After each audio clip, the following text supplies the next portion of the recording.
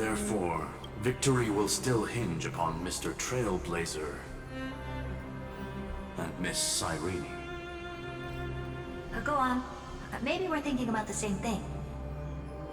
Lygas's cognition resides in the exomyth. He is both an instigator within the experiment and the observer outside of it. Logic. His inspiration circuit can simultaneously process the different time flows in and out of that world. That's where things get tricky.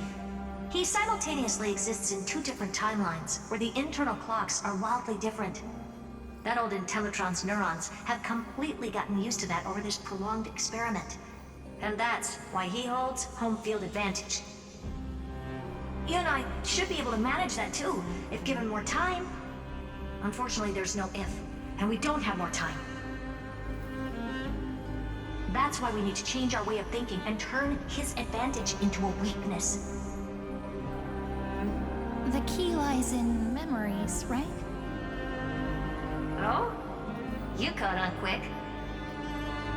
You've already mentioned my friend and I, so it's an easy connection to make, no? My intuition has always been very on point. Good. Then I'll cut to the chase. Since his thinking speed far exceeds that of normal people within Amphorius, we are going to externally plant a memory into his inspiration circuit.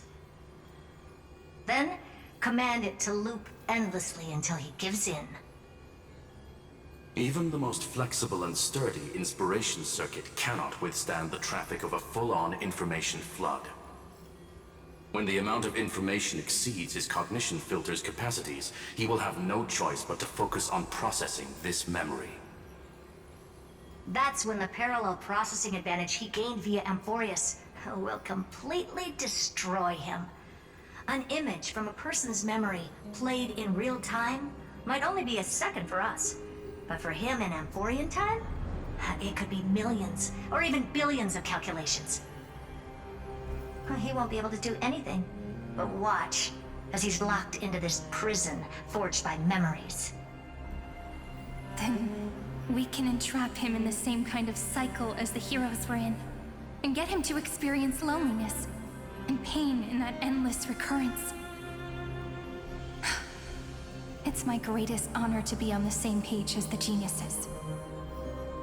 That little one is still in that old Intellitron's hands, and won't be able to respond to us anytime soon. But I don't think he'd refuse, so it's up to you to figure out how to execute this plan. I'm not sure how this happened, but I knew it as soon as I saw you. You are currently a mimetic entity of the Remembrance. Yes, I seem to be something you folks beyond the sky call a memo sprite. But that's fine by me. It suits me perfectly.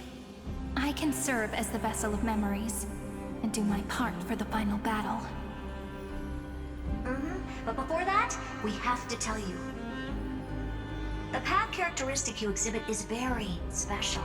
There's no way you're just a simple memo sprite. However, I'm sure about one thing. You are a mimetic entity born in Amphorius, yet you only awakened with the Little One's arrival, and only matured as he embarked on the path of remembrance. That means your existence is completely attached to his memories. If there ever comes a day when he forgets about you for even a few seconds, or loses his last connection with Amphorius, then you must be prepared for the worst. You will disappear in the memory zone, utterly gone, without even a single line of data to remember you by. But that's already happened, hasn't it? No wonder I've always had a weird hunch. But that also means I was right in thinking. As long as my friend and I are together, we can do anything.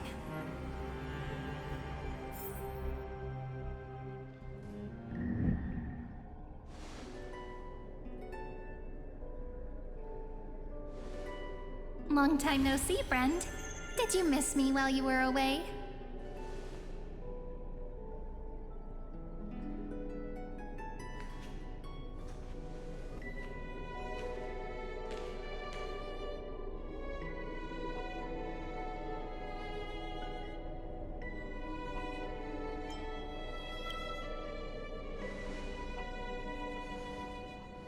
Same here.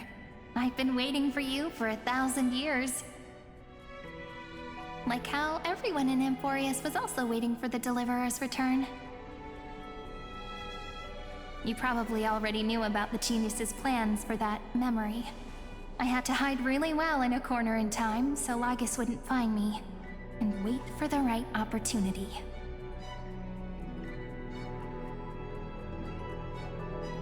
Which is now. The moment when his manifestation in this world is destroyed, and his twin timelines are intersecting. I'm sorry for keeping this a secret from you all this time.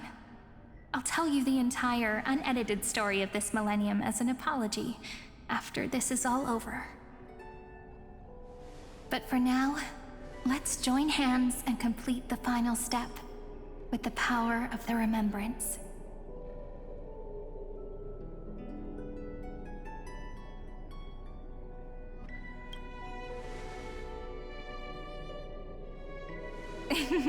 Yep. By the way, speaking of joining hands...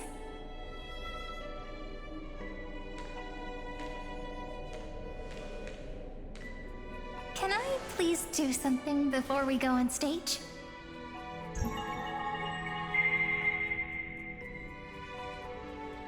Remember the joke we made back at the Grove? Look! Aren't my hands pretty now?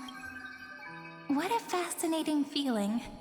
Like countless memories all swelling up at once. What about you? What did you feel when we touched each other?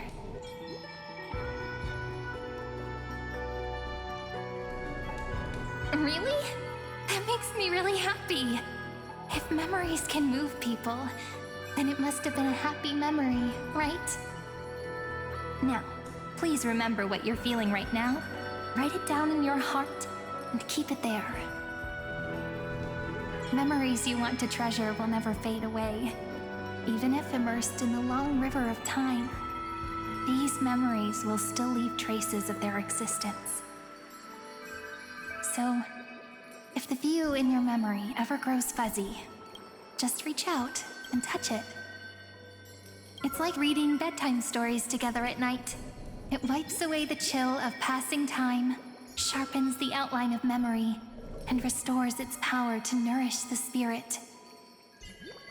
Now, I'll carry this power with me, and for a little while, I must part from you, as I step into the long cycles of this world. Give me your blessings, friend. Then, let that bright future be, as we have written. Then, I'll leave it to you.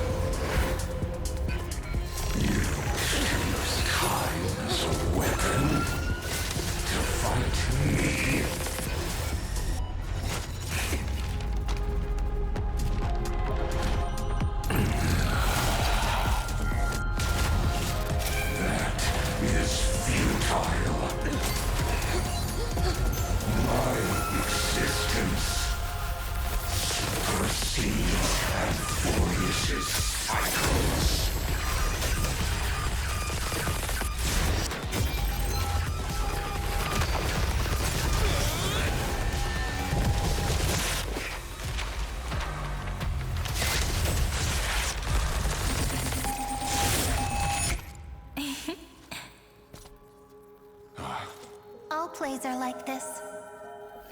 Once you're on the stage, it's hard to return to the audience. Welcome to our story. How does it feel?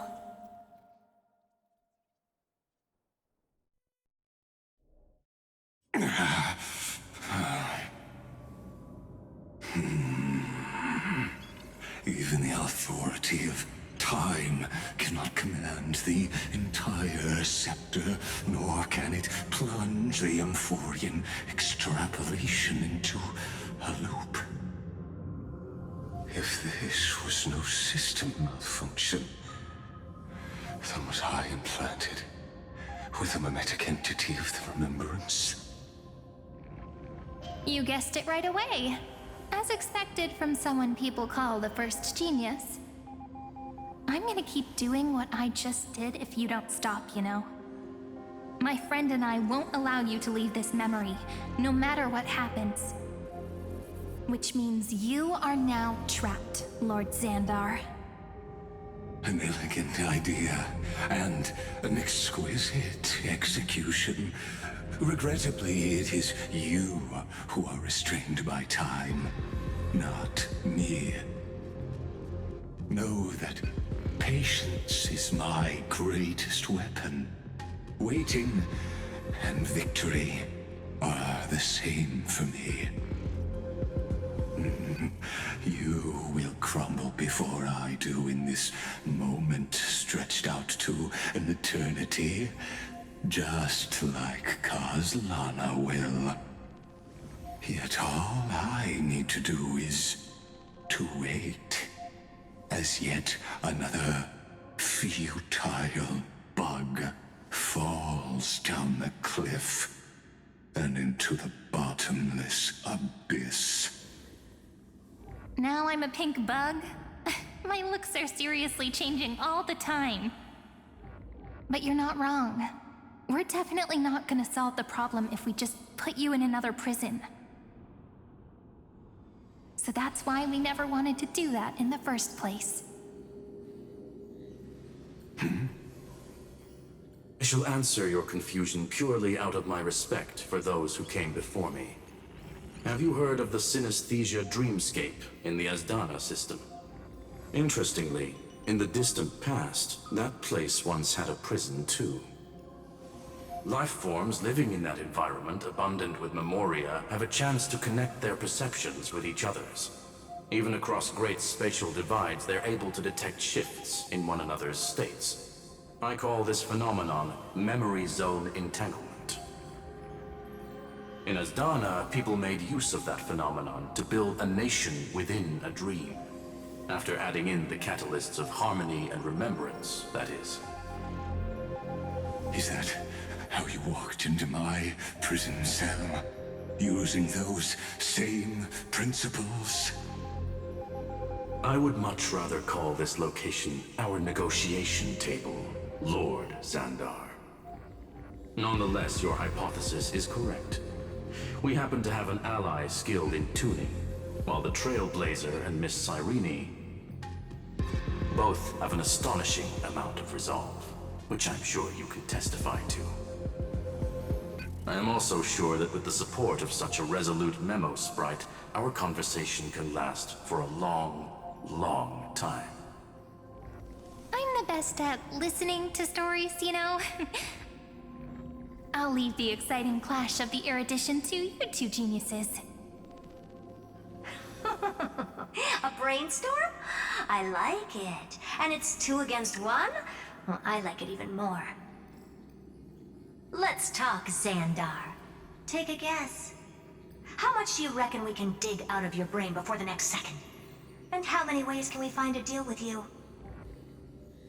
Besides, in your current predicament, there's no way you can take our trump card away.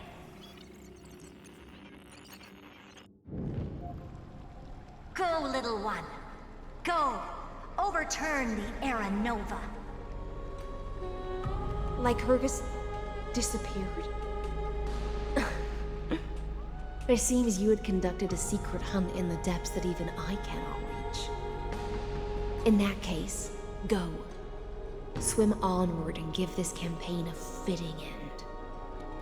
I shall send you off with my song, Greyfry.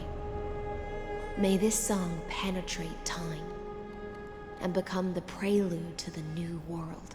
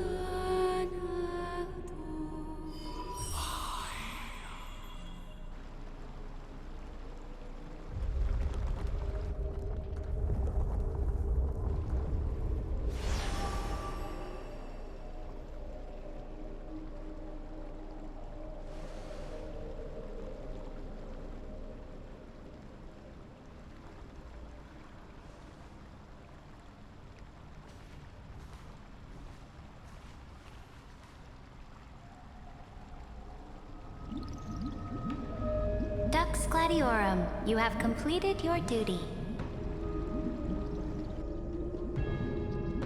A new dawn is about to rise. Why not swim towards it?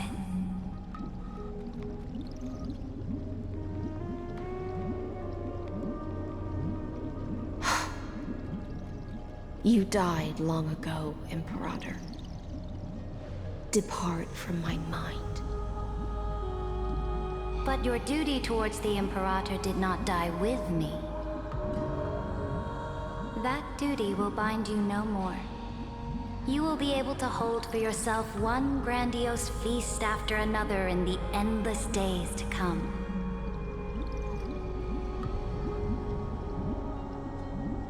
So go. Go and swim towards that ocean beyond the sky with the Deliverer.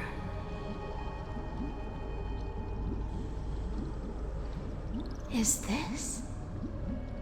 A page out of that sidekick's book. I commanded her to gift this page to you when everything finally reaches the end. What's on this page? Memories. Lifelike memories.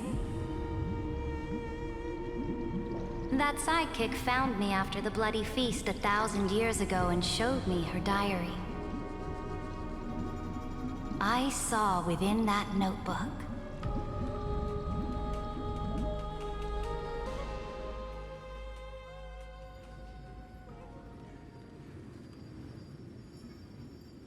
Is this that Deliverer's experience? It's truly immersive. People beyond the sky apparently utilize this power to seal past scenery into crystals they call light cones. But I only know so much about the remembrance, so I can't completely replicate the past. But I'll do my best to talk about the missing parts. I'm all ears.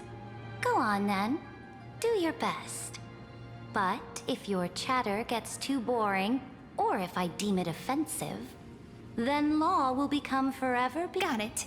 I'm sure you'll find this to your liking. After all, it's human nature to want to embark on a journey into the unknown.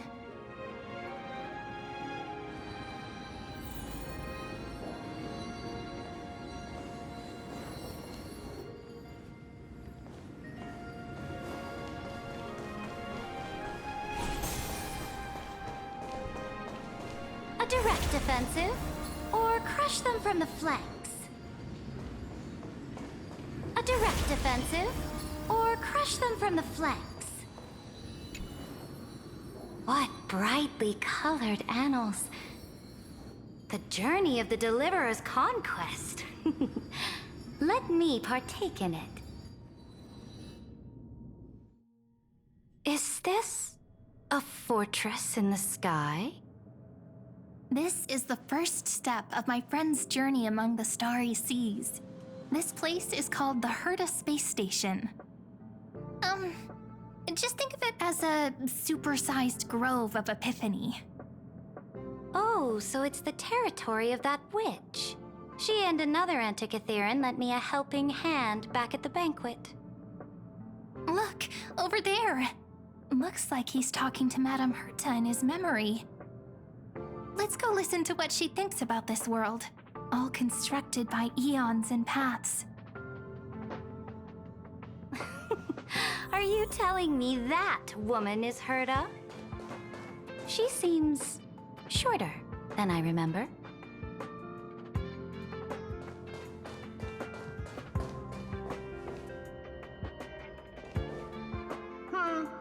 Pretty nice space station, huh? But just wait. After a couple more stops on the Astral Express, you'll see sights that'll make this place look ordinary. Oh, the cosmos is so vast that the unknowns far outnumber the knowns. But none of them will end up being anything amazing. The farther you go, the more you'll understand what I mean. So do your best with the nameless. Break a leg! And remember to send an update or two to Asta when you've got some downtime. She certainly shares my way of thinking. Only that instead of a conquest through blood and fire, they chose a gentler path. People call Madame Herta and Mr. Screwlum geniuses. Apparently, only the smartest people in the cosmos can receive the blessings of Nous, Amphorius' true creator. Do you mean that even individuals of such nobility are merely subordinates to a god? On the contrary, after all, it was the very first of them who created the god. But I don't really know all the details about that. You might be able to ask Madame Herta herself when you get the chance. Let's go check out some other worlds next, shall we? Oh, the cosmos is so vast that the unknowns far outnumber the knowns. This next stop on the journey has a lot of similarities to Amphorius. A snow-covered land? Interesting. This star is named Eurillo 6. That name sounds so cold.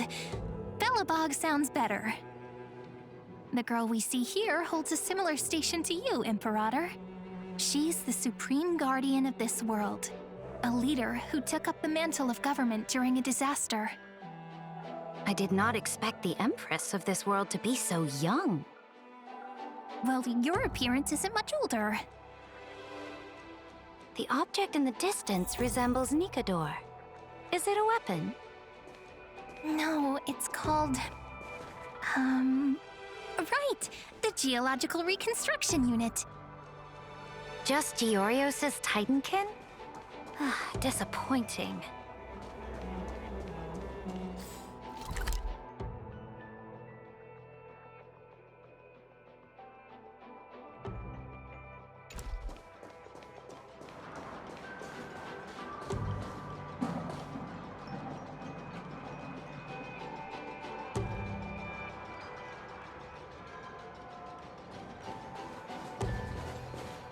It's all thanks to you that we survived the crisis.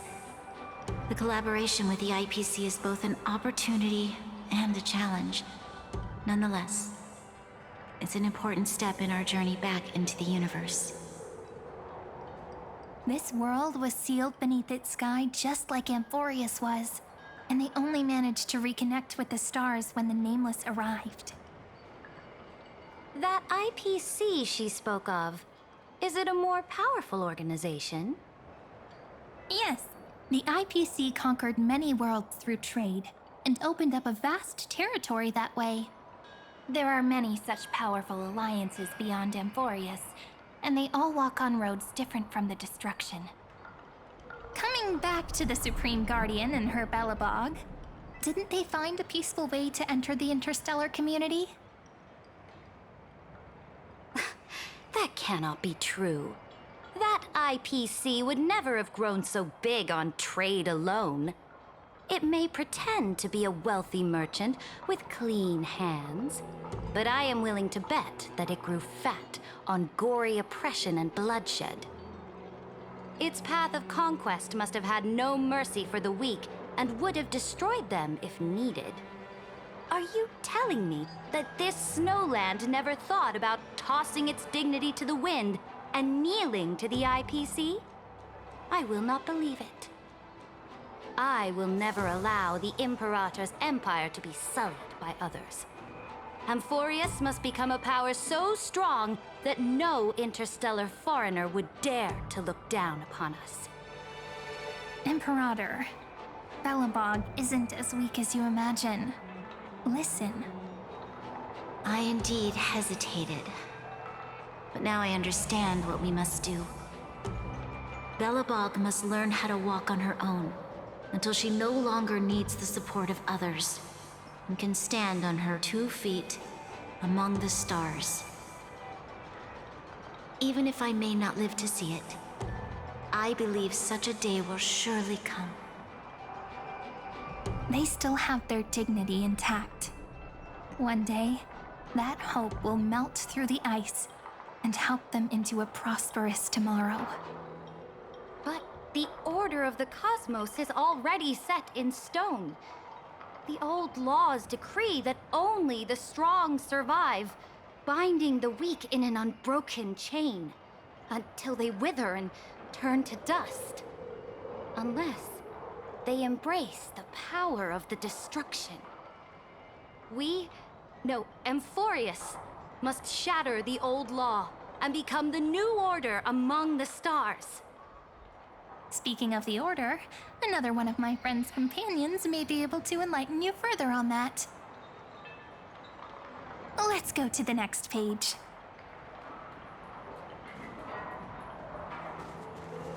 I indeed hesitated.